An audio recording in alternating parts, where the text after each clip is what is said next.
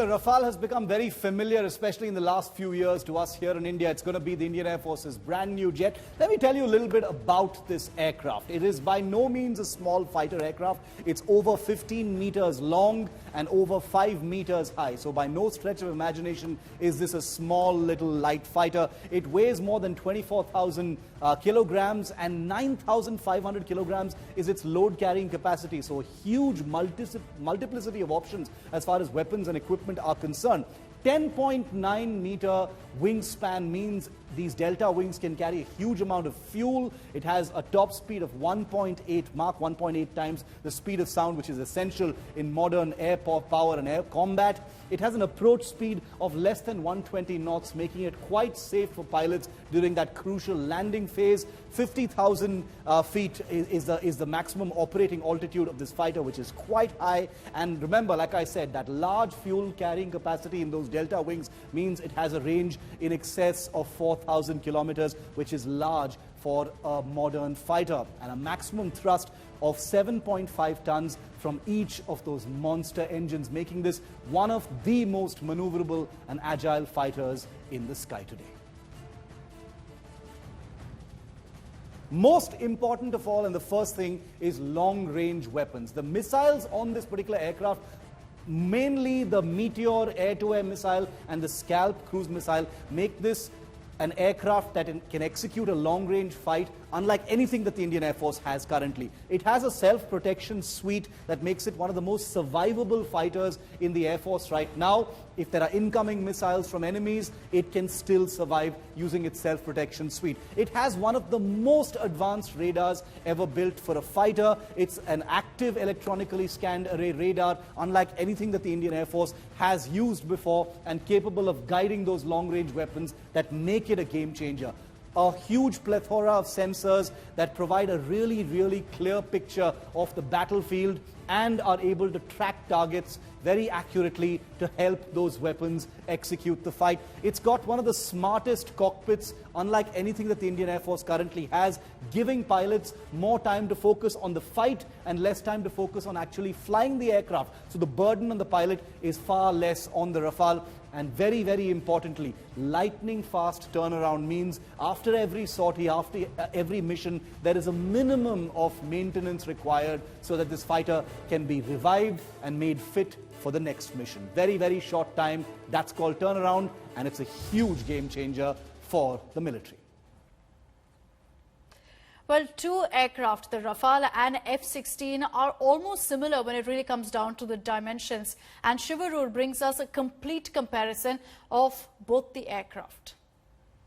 Any fighter can only be as good as the person actually flying it. Now, the Rafale is obviously going to be the Indian Air Force's most advanced fighter aircraft. But how does it compare with Pakistan's most advanced fighter aircraft, the older generation F-16? Let's take you through a few parameters. For instance, the F-16 is a single-engine fighter, whereas the Rafale, of course, has two engines. It's a twin-engine combat aircraft. The number of hard points on which you can sling on weapons or sensors or pods of any kind, giving flexibility for the kinds of missions. The F-16 with Pakistan has only 9 points. The Rafale has 14 points. So a lot more mission flexibility there. The F-16, for instance, has a 20mm cannon, but the Rafale has a 30mm cannon. Those are hardly ever used in modern warfare, but just a matter of comparison. The F-16, very importantly, and people will find this familiar, the F-16 has the AMRAAM medium-range air-to-air missile, but the real game changer that comes with the Rafale is the Meteor beyond visual range, long-range air-to-air missile. Remember, Prime Minister Modi, many others have said that the Rafale armed with the Meteor would be a true game changer and would actually convince Pakistan not to launch jets to attack India. The F-16 has short-range strike missiles for air-to-ground missions, but another big game changer weaponry-wise on the Rafale is the Scalp standoff range, long range, air-to-ground cruise missile. This is something that truly changes the game between the two countries as far as air warfare is concerned. The F-16 has an unfueled range of about 3,700 kilometers.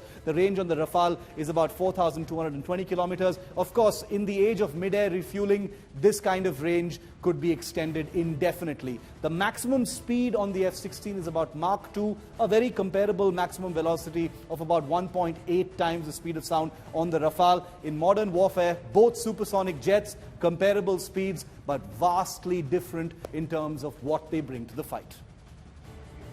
Now, the Rafale is a true multi-role fighter aircraft, which means it can be deployed and used to execute virtually any kind of combat air mission. And that's why it's called a multi-role fighter aircraft. Most importantly, air superiority. The Rafale was developed as an air superiority fighter, which means if it is in the air with other capable fighter aircraft, the Rafale should be able to dominate, and that's what the Indian Air Force is hoping to achieve. Air defense, if there are inbound enemy fighters or inbound enemy action, the Rafale in the air will be able to provide defense to India's airspace and security establishments. Close air support. If there are ground forces moving, Rafales in the air should be able to provide them with forward air support.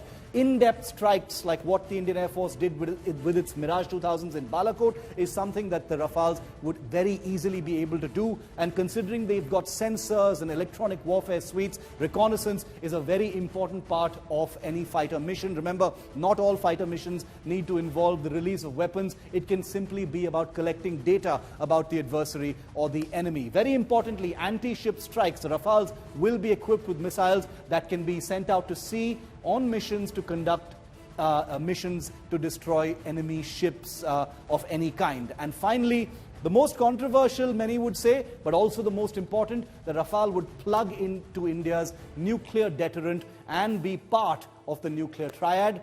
In simple words, they would carry nuclear-capable missiles as well.